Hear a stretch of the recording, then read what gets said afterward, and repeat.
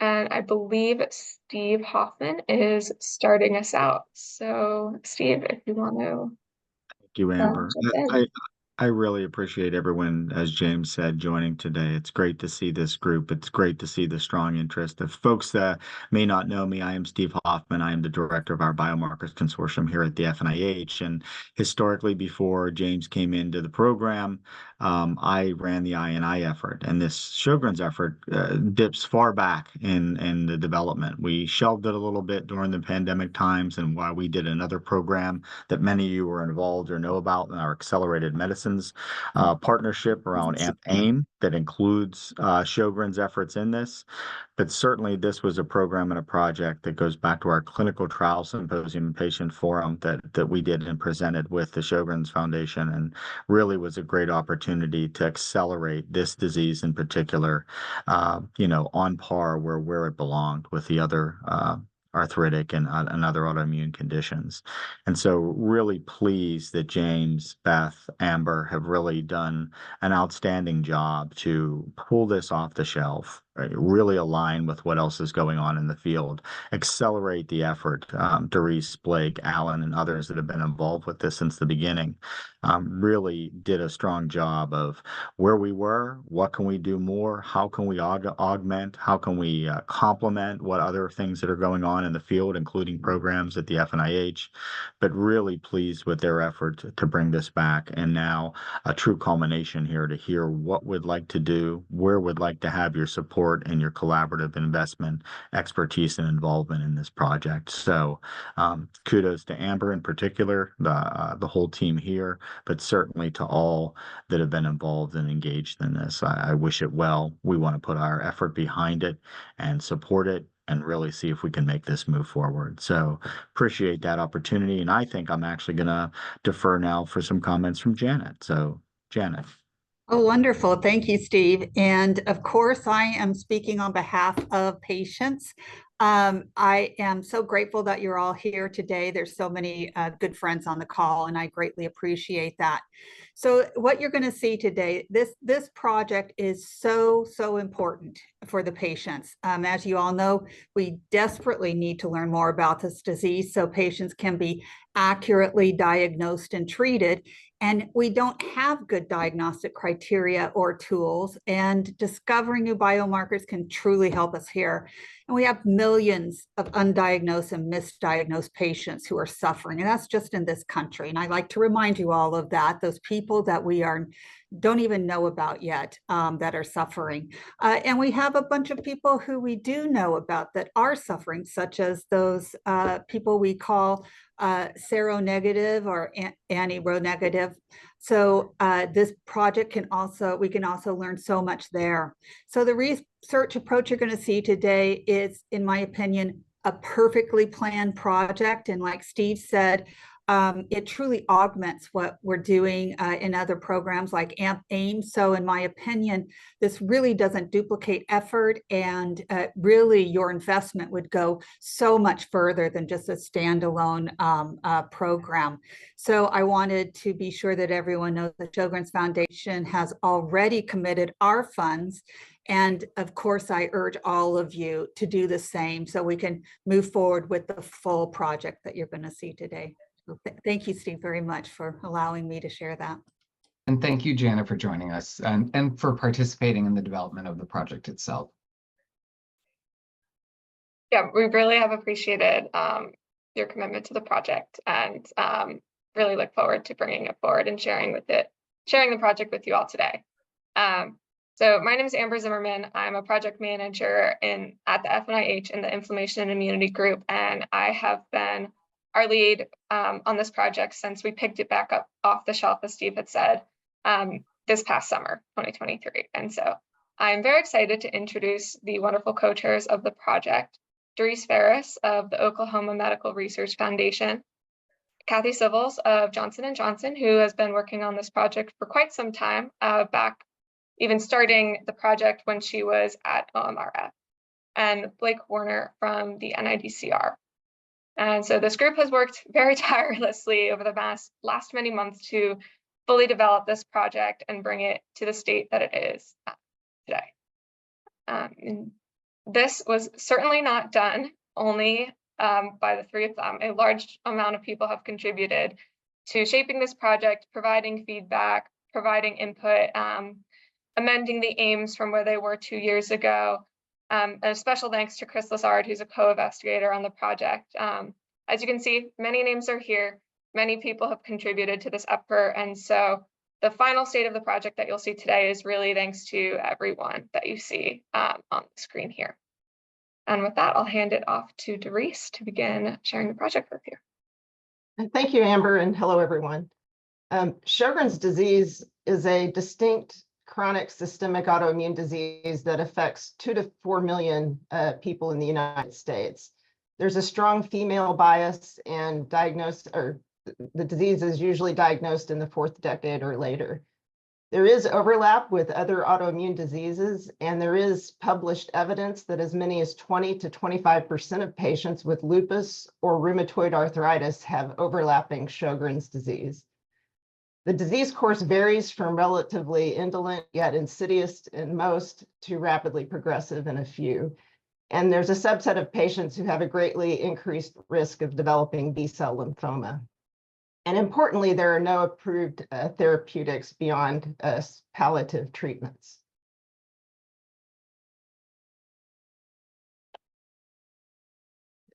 The slides suddenly are not advancing for some reason. Oh, there we go. Sorry. Okay. Whoop. Okay, sorry. There are key knowledge gaps that have been inhibiting progress in Sjögren's disease. These include poor understanding of the cellular and molecular basis of disease, as well as poor understanding of disease heterogeneity. And these have led to expensive failed trials, a lack of approved therapeutics, and a lack of diagnostic criteria. Today in this webinar, we hope to show you how the proposed project will directly address these key knowledge gaps by providing a molecularly and clinically defined roadmap for patient stratification, identifying dysregulated pathways in disease, and importantly, identifying serum biomarkers to be used that are useful for patient stratification. It's expected that this project will also lead to improved classification criteria.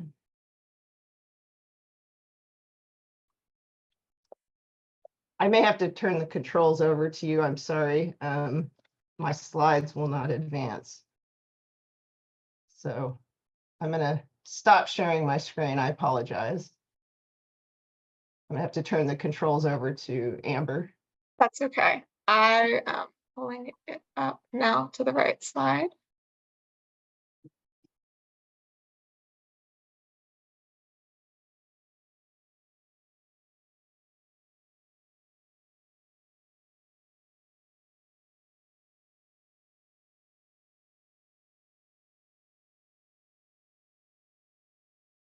Okay, that's great. Thank you. Next slide.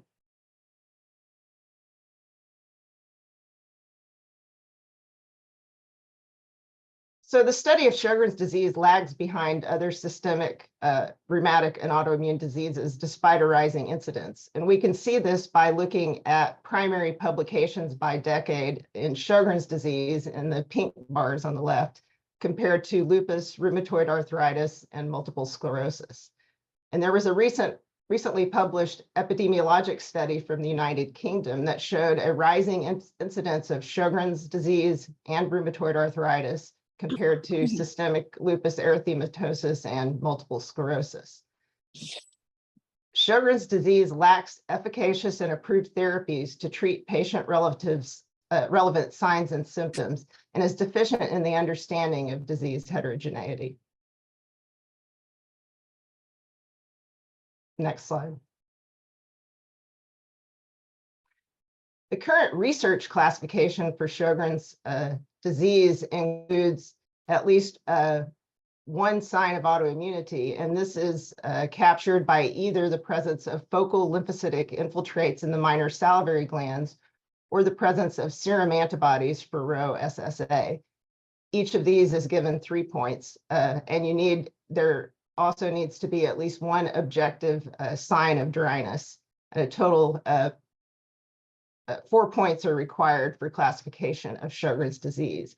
But importantly, these criteria do not contain any information about cellular or molecular features of disease, leading to misclassification in many cases.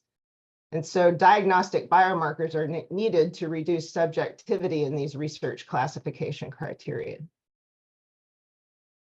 And we want to emphasize that there are no current diagnostic criteria in diagnosis of Sjögren's. It depends on clinical findings and clinical impression. Next slide. So molecular profiling of patients for patient stratification is a common goal for precision medicine. And it's well recognized that diseases like Sjögren's and including Sjögren's are highly heterogeneous. And so if we can use multi-omic technologies to stratify patients, this is expected to lead to the inclusion of appropriate patients in clinical trials and the application of more appropriate therapies for certain groups of patients. These deep studies are also expected to lead to major insights into disease, providing new therapeutic targets. And these type of studies set the stage for predictive medicine and eventually preventive medicine. Next slide. The overall project objectives are to better define and understand disease heterogeneity and to identify diagnostic biomarkers for patient stratification. Aim 1 will be to perform multidimensional molecular characterization of the disease spectrum in salivary gland tissues of a diverse cohort of Sjögren's disease, Zika, and healthy control populations to test for associations with clinical subphenotypes. Then in Aim 2, we propose to identify blood-based antibody and protein signatures that correlate with the salivary gland signatures and clinical subphenotypes for the development of minimally invasive biomarkers. And finally, in Aim 3, we propose to align and compare Sjögren's disease subsets based on minor salivary gland transcriptomics along with clinical data. And previously, we want to align these endotypes with previously proposed Sjögren's disease subsets defined by peripheral blood gene expression.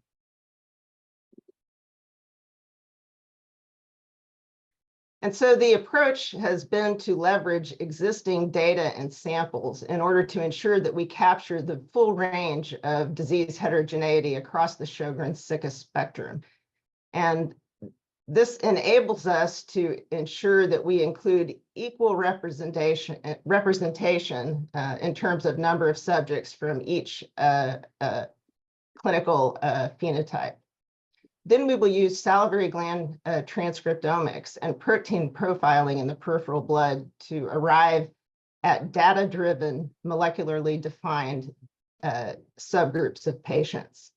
And then finally, we will use, as I just mentioned, bulk RNA sequencing data to collect transcriptomics, and this will enable us to align the results with existing clinical trial data and existing studies in which disease endotypes have been determined using solely peripheral blood gene expression. Next slide. So the sample types that are proposed to be used include formalin-fixed paraffin-embedded salivary gland biopsy tissue, as well as serum from 432 subjects coming from 3 different sites. The salivary gland formalin-fixed paraffin-embedded tissue will be used to collect minor salivary gland transcriptomic data.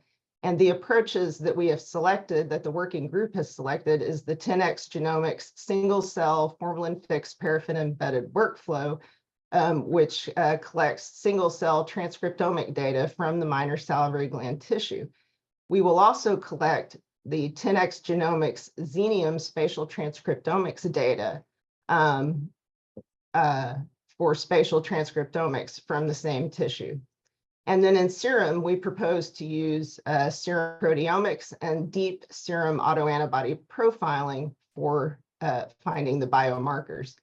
The overall goal is to determine the molecular endotypes from salivary gland and clinical data, and then to identify biomarkers that can detect the disease, the different disease endotypes. Next slide. And so our strategy to capture the full range of disease heterogeneity is first to apply the 2016 ACR-ULAR criteria to individuals who were seen in Sjögren's research clinics at the 3 sites. I want to emphasize that all of the patients in the study attended a Sjögren's disease research clinic due to the presence of dry eyes or dry mouth and or clinical suspicion of Sjögren's. So these are all symptomatic cases presenting to the clinic, with the exception of the healthy control group. And so to cover the phenotypic spectrum, we first applied the 2016 research classification criteria for Sjögren's disease. And then we set patients into different bins based on the presence of anti-Ro antibodies in serum, as well as the presence of anti-nuclear autoantibodies with titers above at least 1 and 120. And then additionally, we also use the presence of objective signs of disease. And this strategy ensures the inclusion of patients who do not currently fit the current narrowly defined research criteria for Sjögren's syndrome. This also, but these patients who do not meet the criteria may have molecularly similar disease, they may have molecularly dissimilar disease, and we want to understand that heterogeneity.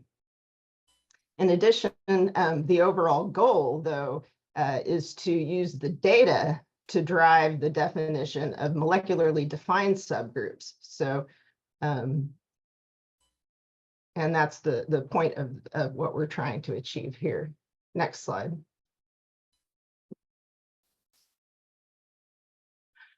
The sources of samples and data come from 3 separate research sites, one at Oklahoma Medical Research Foundation, one at Johns Hopkins Medical Institute led by Alan Baer, and then at the National Institute of Dental and Craniofacial Research led by Blake Warner. We propose to include, each group has agreed to provide samples and clinical data from 15 individual per phenotypic subgrouping that we just showed. And we have purposefully increased our sample size by 20% to ensure that we include individuals from understudied and underrepresented groups, including African Americans, Asians, Latinas, and Native Americans, giving us a total sample size of 432 spanning the entire Sjögren's SICA spectrum. Next slide. And there, as the Johns Hopkins site collected their samples and data as part of the SICA registry, we have an advantage that all 3 sites have very closely assigned clinical protocols. And I'll briefly review the history of that so you can understand that. In 2001, Dr. Kathy Sivils, one of our co-chairs, established a multidisciplinary Sjögren's clinic at the University of Minnesota. And then in 2003, the University of California at San Francisco began the SICA registry led by Troy Daniels and John Greenspan. Then in 2004, these 2 sites came together to align protocols, and that was completed in 2004. Then in 2007, Dr. Sivils relocated to the Oklahoma Medical Research Foundation, where she brought the multidisciplinary Sjögren's clinic concept, and we began the Oklahoma Sjögren's Research Clinic in 2008. Then in 2009, there was a joint meeting at the NIDCR to compare and contrast protocols among the 3 cohorts. And then finally in 2018, Dr. Warner assumed the chief role at the NIDCR. And in 2020, I assumed the directorship of the Oklahoma Sjögren's Research Clinic. These historical alignment efforts, the outcome of this is that we have very deep clinical data across all of the contributing sites. And you can see by the check marks there, what we will be able to provide as part of this project, including all of the data needed to apply both 2002 and 2016 research classification criteria. We have ocular staining scores, tear and salivary flow rates, as well as clinical laboratories, autoantibodies. Importantly, we do have calculated EULAR, Sjögren syndrome disease activity index scores, including all the various domains, and we have patient-recorded outcomes, and all of the sites have recorded comorbidities and other autoimmune diseases. So this is a very deep clinical data set. Next slide. So in terms of the project objectives, for AIM-1, we propose to perform multidimensional molecular characterization of the entire disease spectrum in salivary gland tissues of a diverse cohort of individuals with Sjögren's disease, SICA, and also a healthy control population to test for associations with clinical subphenotypes. In AIM-1A, we propose to identify minor salivary gland cell composition, cell states, and spatially resolved differences that define Sjögren's disease and SICA subtypes. In AIM-1B, we propose to delineate the dominant pathways and putative mechanisms driving loss of glandular function in the molecular subgroups that we define in AIM-1A. And importantly, all of the approaches that we're proposing have been tested in the types of samples that we propose to use. And shown here is some representative single-cell formalin-fixed paraffin-embedded single-cell transcriptomic data collected in the laboratory of Christopher Lessard. And these are minor salivary gland samples from formalin-fixed paraffin-embedded tissue. And as you can see on the left, this approach using k-means clustering effectively clustered various sample types in the tissue. And then on the right, these identified clusters that were driven by the data were annotated using then publicly available salivary gland data. And you'll notice that there's one cluster on the far right, about in the middle, on the far right, that was not annotated. And this turns out to be a salivary gland progenitor cell population that was previously only identified through a trajectory type of analysis. And so this clearly shows the utility of this approach, in that this approach, because it is probe-based and not sequencing-based, captures cell types that do not survive other processing methods and other single-cell sequencing approaches. This approach also does not rely on reverse transcriptase, which provides deeper and more reliable single-cell data, and also does not produce a lot of ambient RNA, which occurs during the processing of frozen single cells and other workflows, which can cause artifacts. So we feel like this is a solid approach for this project. Next slide. Then on this slide, I'm showing some Xenium spatial transcriptomic data collected by Blake Warner's group. This Xenium spatial transcriptomic platform is also probe-based and uses a subset of the same probes used in the single-cell FFPE workflow. And this is expected to greatly facilitate integration of the data. In this particular example, Dr. Warner was able to observe 70 to 200 transcripts per cell at subcellular resolution. And this approach using tissue microarrays, which is shown here. So in panels A and B, you can see that multiple individual salivary glands are included on the same slide. And this greatly reduces the cost of this approach, making it more affordable for the project. Next slide. So in terms of AIM-2, we wish to identify blood-based antibody and protein signatures that correlate with the salivary gland signatures and clinical subphenotypes that were identified in AIM-1. AIM-2A is to perform deep serum autoantibody and proteomic phenotyping in Sjögren's disease, SICA, and healthy control populations, and to map the resulting markers to patient subgroups defined by molecular and phenotypic subtypes that we identify in AIM-1A.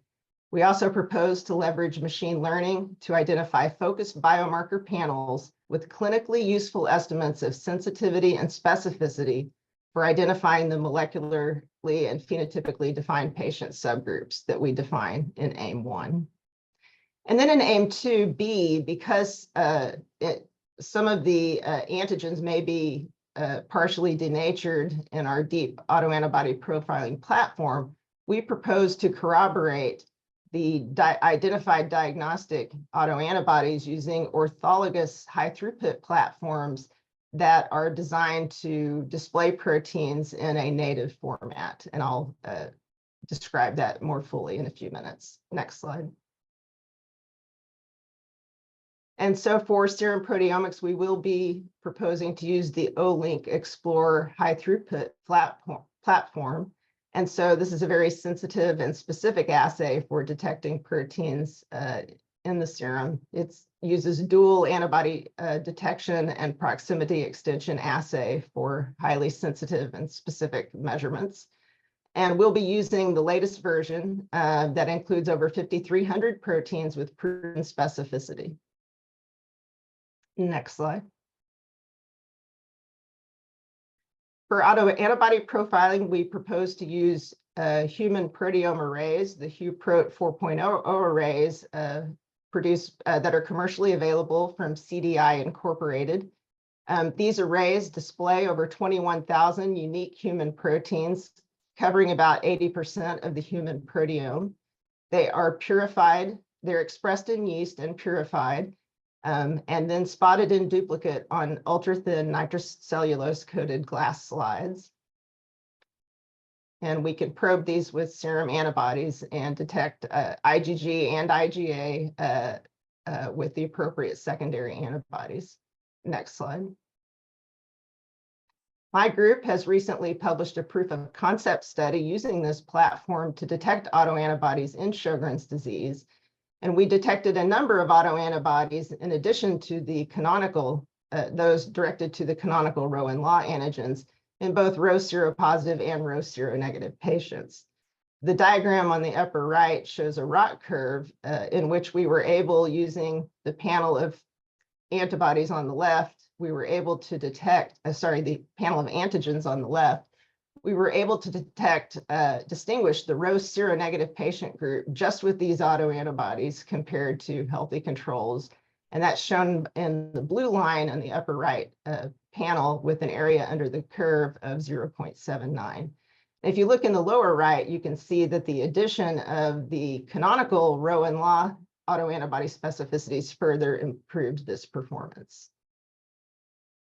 Next slide. For corroboration of these important autoantibody biomarkers using an orthologous platform, we propose to use the Syngenix platform, which uses, their approach uses specific technology in order to ensure that only natively folded proteins are displayed on the arrays. So this incorporates a biotin carboxyl carrier protein motif that's present on each protein, and only proteins that are correctly folded can be biotinylated and captured on the array. And we propose to corroborate up to 50 autoantibody biomarker targets using this platform. Next slide. And so with help from the working group, we understood that it's important to apply the knowledge we gained from AIMS 1 and 2 to both historical and emerging data sets in order to understand existing clinical trials and emerging clinical trials, as well as to align the endotypes that we discover with endotypes that have previously been described using gene expression in blood. So in AIM-3, we will align and compare the Sjögren's disease subsets that we discover in this project based on minor salivary gland transcriptomics with previously proposed subsets defined by peripheral blood gene expression. So in AIM-3A, this is enabled because we already know that we have PAX gene tubes available on approximately 2/3 of the participants in this study. And so we will collect bulk RNA sequencing data to allow this alignment. And then in AIM-3B, we also propose to cross-compare the Sjögren's disease subtype transcriptomic profiles with publicly available whole blood transcriptome from other systemic autoimmune diseases. Next slide. So in terms of data integration, we propose to use machine learning approaches, and those are outlined in the study plan. We will use feature selection to determine the serum biomarkers and acquire sensitivity and specificity measures, as I previously described. We will also be paying attention to emerging analytic approaches as they arise. And the specific approaches that we use will be determined based on the structure of the data. Next slide. So as an overall summary, what we are proposing to do is to use tissue transcriptomics, deep clinical data, and serum proteomics from individuals that cover the entire spectrum of Sjögren's disease.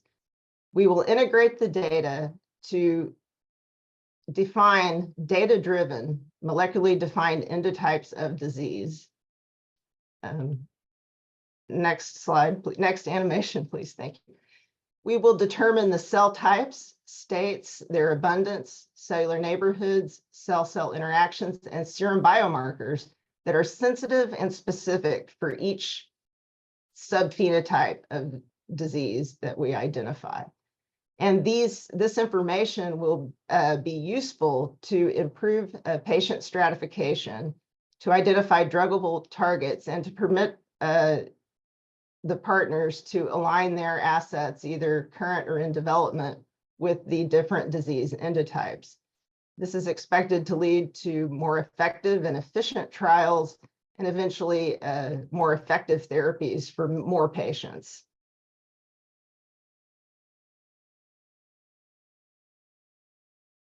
And so in summary, the project deliverables are to develop a unique data set for developing understanding of clinical, serological, and immunologic heterogeneity of Sjögren's disease patients. We propose to produce a white paper describing the data-derived molecular-based classifications of Sjögren's disease to enhance and modernize the existing diagnostic criteria. And we expect this to lead to revisions to the Sjögren's disease classification criteria to improve patient identification and stratification for clinical trials. There is potential to submit the results to the FDA biomarker qualification program, and we hope to be able to do that. In terms of data access, we do plan to release regular data releases to the partners every 6 to 12 months. And these data releases will include individual patient-level data, clinical data, as well as omics data, including the single-cell FFPE data, proteomic data.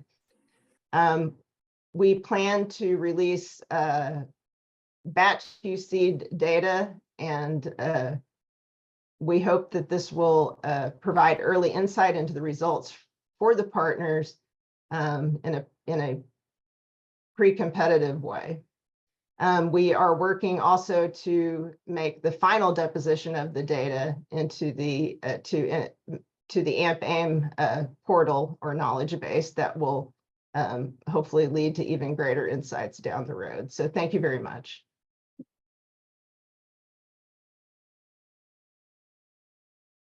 So thank you, Doris, for sharing all the details of the project. And now I get to share the timeline and a few additional pieces with you all. So as of now, we hope to launch the project in about Q4 of this year. And so the rest of the time up until then will be contract development and the final approval from the executive committee of the Biomarkers Consortium. In the first year of the project, we'll start with the sample inventory. So shipping all of the appropriate samples from the different sites to the first facilities. We've already done a deep audit of the available data sets and know that all of the patients exist. We just have to choose the patients and samples and get them to the right location. Then we'll kick off AIMS 1 and 2 simultaneously, the multidimensional characterization and the blood-based molecular signature identification. So those first 18 months of active work is going to be the single cell FFPE spatial transcriptomics, as well as the autoantibody profiling, both the discovery and corroboration. Simultaneously, there will also be the serum proteomics, so that by the end of year 2, the bulk of aims 1 and 2 should be complete. Bulk RNA sequencing will follow shortly after that. Analysis will be ongoing throughout, but year 3, in addition to final bulk RNA sequencing and any other testing that needs to be completed, will be dominated by the statistical and machine learning analysis and interpretation, so that by the end of year 3, all results will be in and data analyzed and released to partners, and publications will be beginning. In presentation, you might not be able to see some hands raised, and I saw Brian's hands raised. And before we get into logistics, I wanted to make sure if there were scientific questions or responses to Doris or others that to do that. So Brian. Yeah, thanks so much. Hi, everyone. This is Brian Porter from Novartis. Could we go back to the previous slide that talked about, or actually, I think it's 2 slides back, the one right before this. Yeah, thank you so much. So I just wanted to ask the project team to expand a bit more on the 4th bullet. So for me, I think probably a lot of us on the call, this is maybe our most exciting aspect, right, of the project, that it could result in this 4th bullet and actually have a biomarker qualification. I know that we're saying there's a potential, because what we ultimately show from the data, maybe there are no biomarkers that are identified that can really do this. But could the team sort of discuss what are the criteria that you will use in deciding whether or not there is potential, or there is, the likelihood of trying to submit a biomarker for full qualification from the FDA?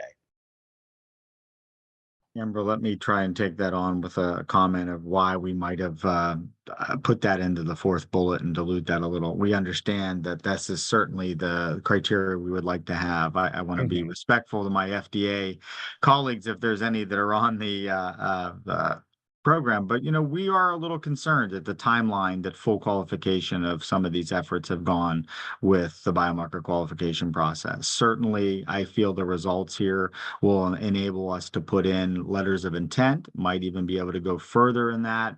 But I don't want to, but that has a process, an approval process that gets approved. We put together the qualification plan. We have to have sufficient data in what we'll call a learn and confirm type of validation strategy. I do think that we could strongly move forward with data like this, complemented perhaps by the AIM data, to see qualification of diagnostic biomarkers here, particularly in these molecular characterizations, which is a needed and big important thing to standardize that in the field. What I don't want to do is make that, this, my God, if we don't get to that level, that is a fail here. Where I definitely want is the compendium, the data, the adoption of the biomarkers, because the group and the team that's supporting this show the validation of those biomarkers are being utilized in clinical trials, are being adopted, so that consistent data starts coming forward, whether it's in your individual INDs or in compendium in a project like this. So I think what we've seen successfully in the biomarker consortium is some hesitancy that can we go all the way through to qualification within a single project, or really should we make sure the data is out there, that it's enriched, and then we see if we get alignment with FDA and regulators that this is something they see meets that bar for qualification. So a little bit high level of an answer, Brian. Hopefully that at least alludes to our thinking that it's not bullet 1, it's more bullet 4 as we assess the data and understand, is it fit for purpose for true qualification versus adoption and strong validation at this point within this project. Okay, so basically cautiously optimistic, but you're not wanting to overpromise, so you didn't want to put it as too high of a bullet. Yeah. Yeah. Okay, thank you. Thanks so much. Peter?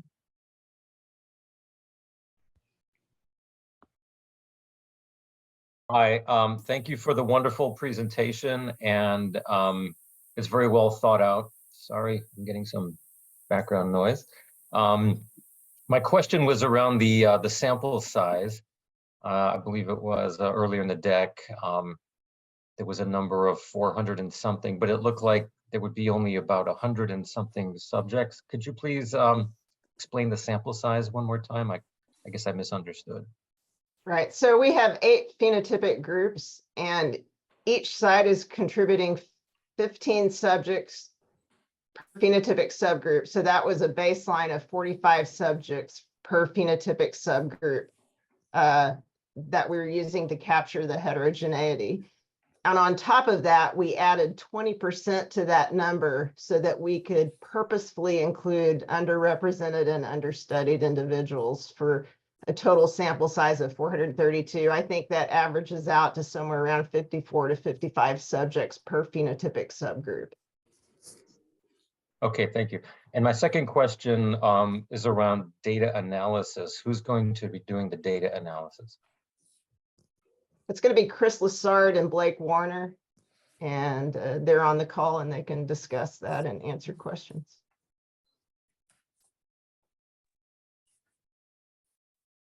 Did you have specific questions? Have extensive interactions already. And so I think it'll be quite seamless for us to perform, or not us, maybe us directly, and also our teams to help us perform these analyses. Thank you. I actually had one more question, and it was around the patient subgrouping. One of the remaining mysteries about Sjögren's is the disconnect between the S-Spri and the S-Di. But from what I saw, it looked like that wasn't really part of the intention here, that the focus was going to be on molecular subtypes. That's right. Just wondering why not look yeah. at the clinical subtypes and kind of figure out the molecular features of those. Yeah, we want to, the clinical data will be incorporated with we're going to do data-driven molecular subtypes, but we also want to align that with the clinical data. And we want to also be able to align it with, previous work where patient subgroups have been produced based on, patient-reported outcomes as well.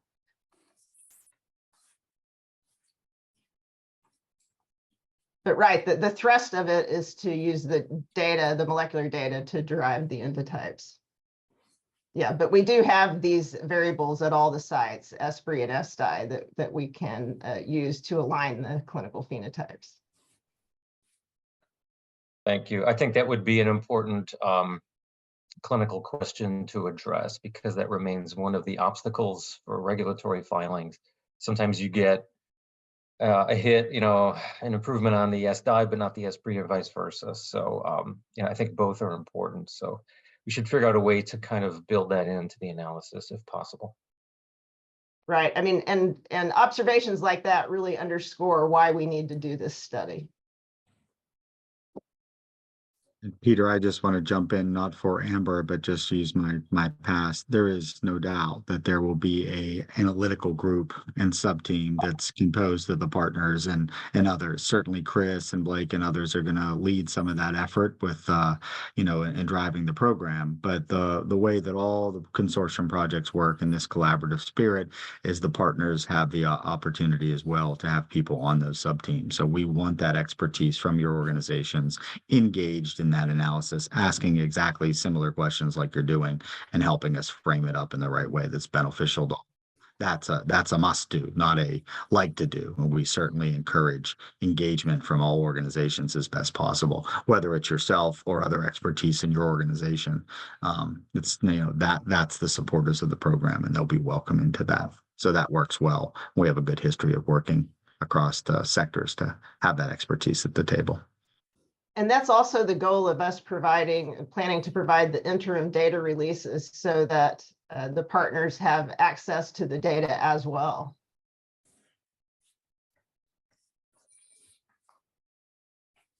Yeah, David, I saw that you popped a question in the chat.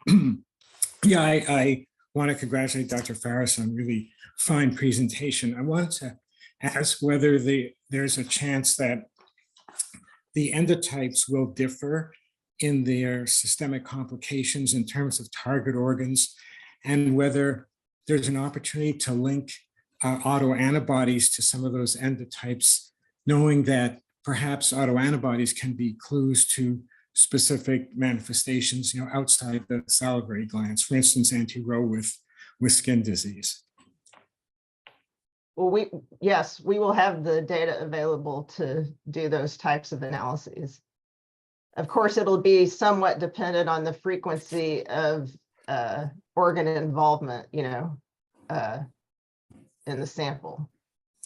But the patient information will be very thorough. We have the and will- information. Yeah, okay.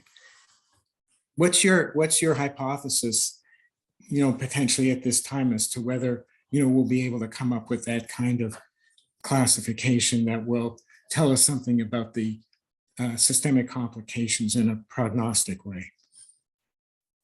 Blake, do you want to take that question? Sure. I think there's already some evidence out there that that systemic disease versus so-called glandular specific disease have molecular markers. And I think we have the opportunity, because of the sample size, the depth of the clinical data, and the approaches that we're using, to further refine that. I don't want to say too much, but I think it's certainly a high probability that we're going to find either protein or antibody-based biomarkers that are either predictive of the development of systemic disease or a biomarker of the presence of organ-specific disease. I think where we may have been deficient in the past is not being able to do this type of approach individually, right? And that's the benefit of having this collaborative and aligned project. So, my confidence is high that a molecular endotype that aligns with current clinical subtypes will be elucidated. That's very encouraging. And, when this goes to the executive committee, I don't think it's out of bounds to say that there's a vision for the future that encompasses the whole spectrum of Sjögren's, both glandular and systemic, and that this is a step towards understanding both aspects of it better. Absolutely. I don't think I could have said it better.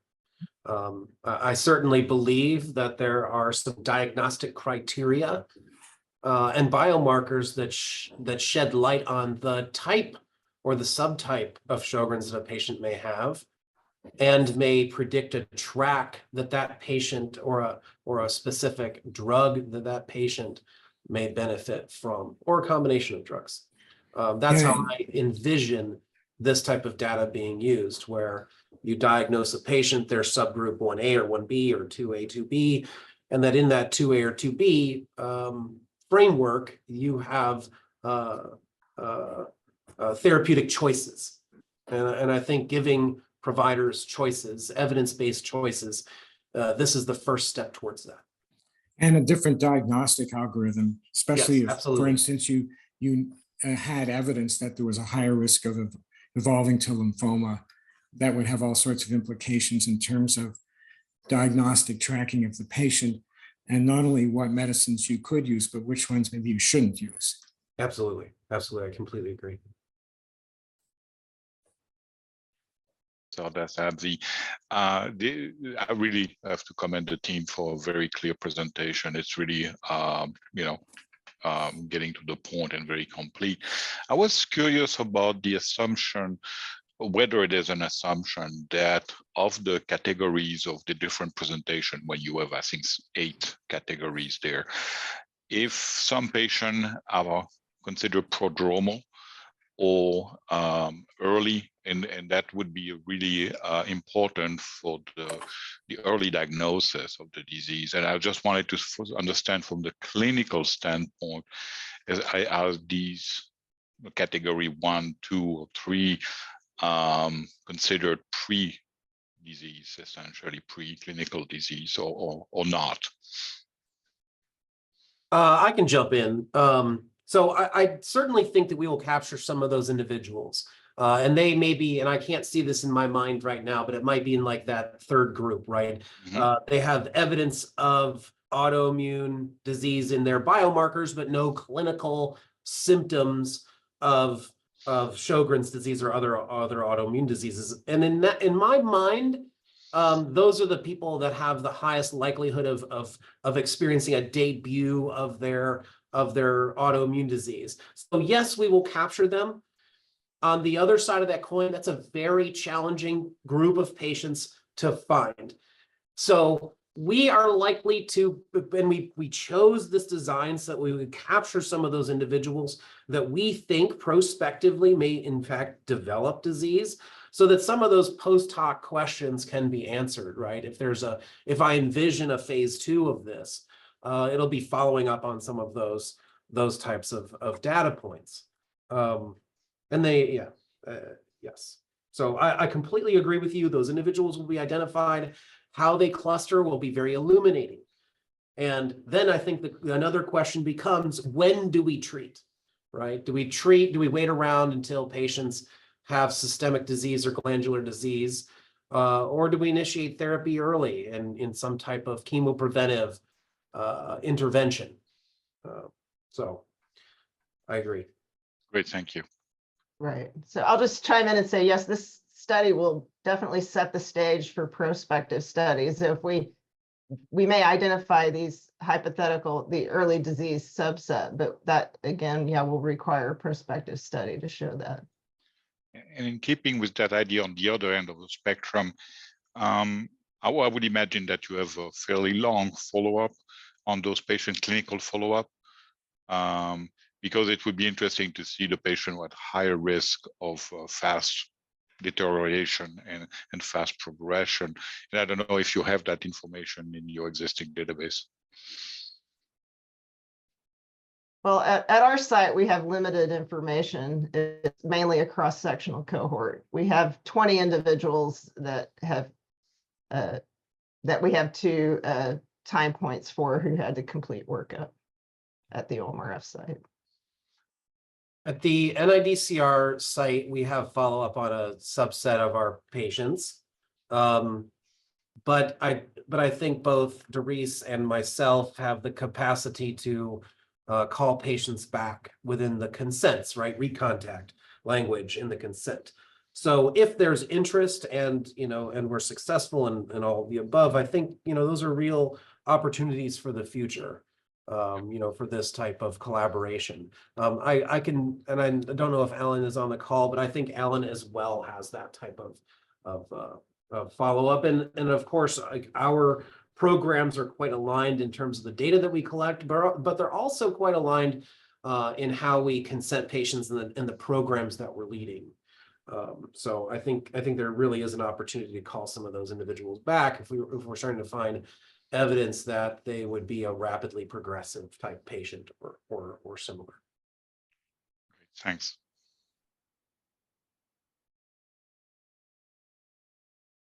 I do have some information about project costs and budget that I can happily go to next. It's my next slide, but I do want to give, if there are additional scientific questions at this point, you're so welcome to ask them, but I can also transition into the last handful of slides that I have before we, open it up fully to all the Q&A.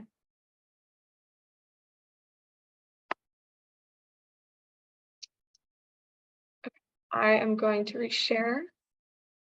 So we've gone through the timeline a bit. The project is expected to last 3 years. And again, we hope to launch about Q4 of this year. And that assumes contracting and fundraising goes as expected. So the full budget is about 4.2 million, and this is a condensed version of it. You can find a more fleshed out version of it in the project plan, but it covers all investigators at the different sites, all of the technologies and omics, supplies, FNIH project management costs, etc. This does not account for the large cost of the samples that all of the sites are contributing as well. And so while to answer, Peter, your question in the chat, we don't have a finalized breakdown quite yet on exactly how much it will, each organization would be expected to contribute if they were to join. We have certainly scenarios worked out that we'd be happy to chat with you about, but because our scenarios are partially based on number of interested partners and then also based on R&D budgets, there's a lot of different permutations that we can go to. Right now, we're starting a funding scan on interest from partners before we bring it to the executive committee. And once we reach near the end of that scan, we'll have a much better idea of what those final numbers are. But we are happy to discuss with you as well. And we will be reaching out after, and I will get to that in 1 second. We just have this final slide of buy-up options. These are things that didn't get incorporated into the primary project plan, but are things that, you know, the project team, the working group found a lot of value in including. And so assuming we're able to, you know, over fundraise to the project, or if we have additional funds remaining at the end, here are 3 things that we have written into the project plan as buy-ups, 2 of which have costs associated with. One, we do not yet have a final cost of, which is upload into the ARC portal, which is the final data repository for AMP-AIM. That will be something that we discuss with AMP-AIM a little bit further before we pursue. It is, we definitely see the benefit of kind of merging the data of the 2 projects in ways that are possible to make the 2 projects as complementary as possible. And so it's certainly very much on our minds to do that. And the other 2 are the full Syngenix panel on all 432 samples. As of now, we have the corroboration of the 50 autoantibody hits. Ideally, we would be able to use the full panel for all samples.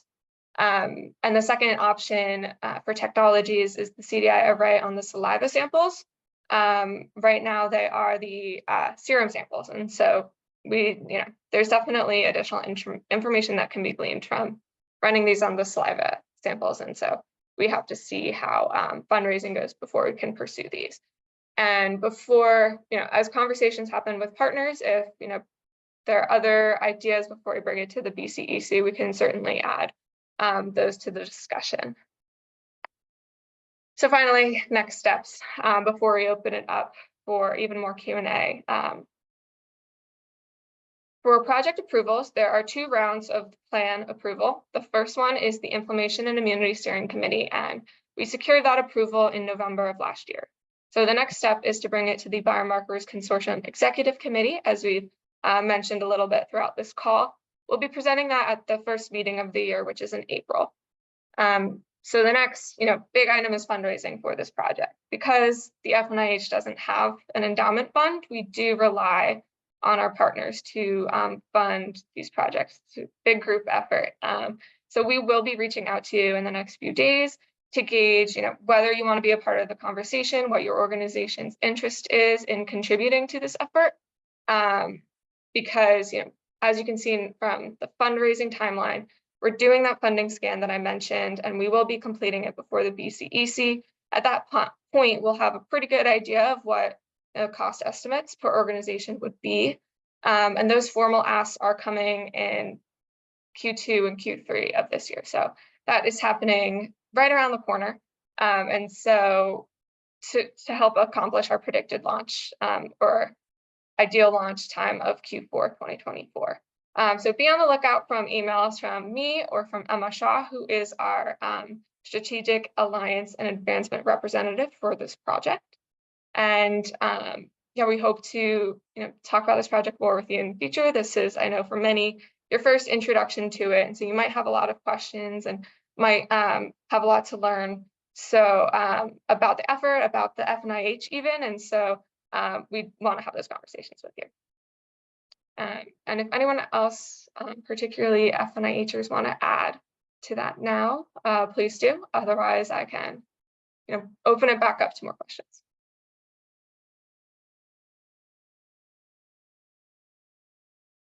Just wanted to say a quick hello to everyone. Emma Shaw, Strategic Alliances Officer. So you'll be hearing from myself or some of my colleagues in the next coming weeks. So thank you everyone for attending. Absolutely. And we're really excited to see so much interest in the project. Obviously, our goal is to, as a team science organization, to bring the cost down as much as possible per company and per nonprofit. And so that is something that we'll be looking at doing in the next few months to get more accurate estimates. But I think at this point, yes, opening up to other questions from the group.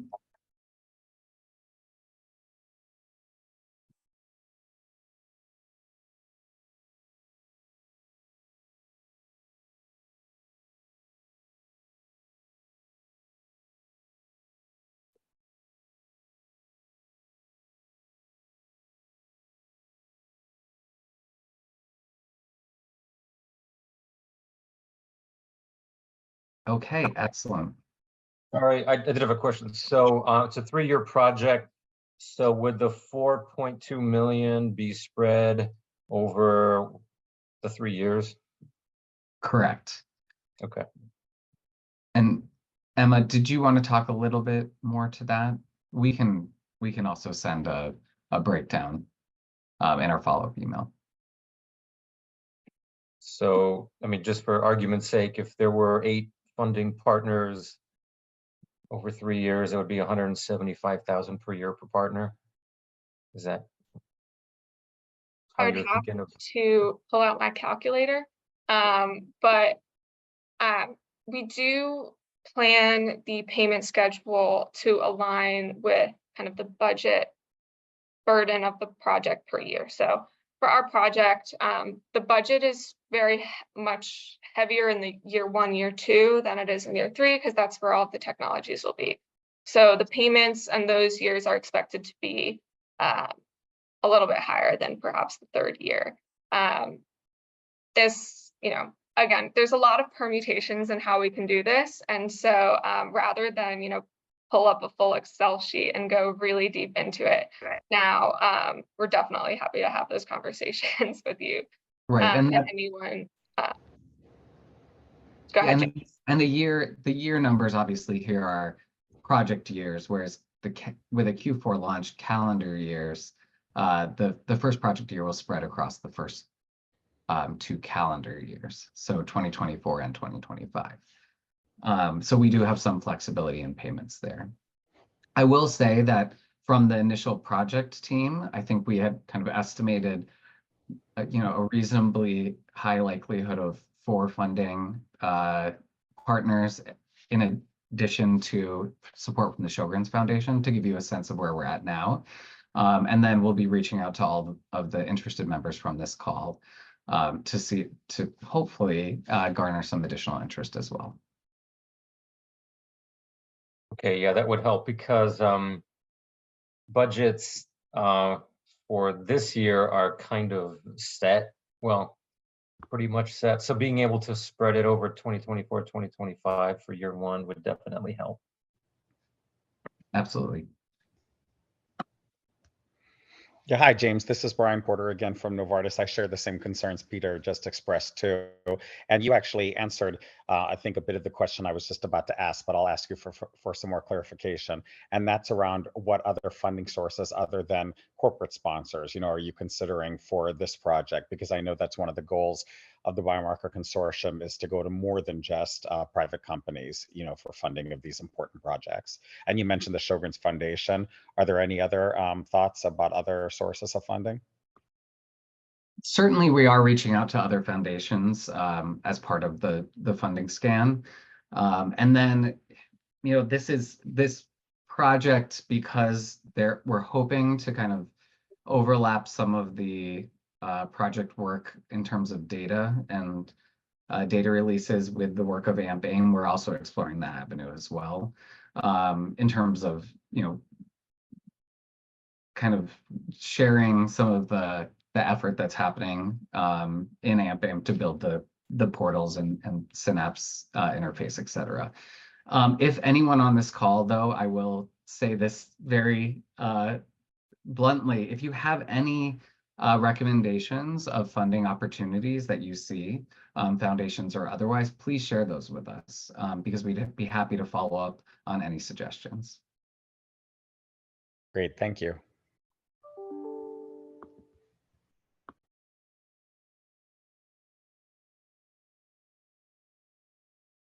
Any additional questions?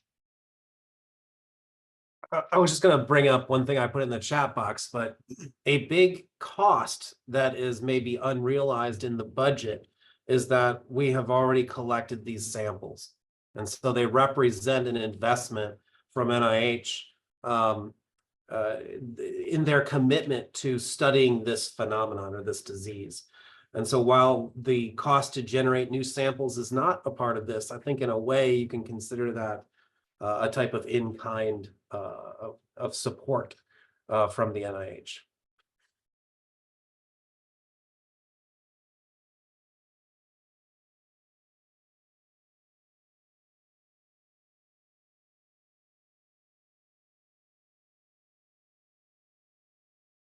Okay. Any final thoughts from our project team?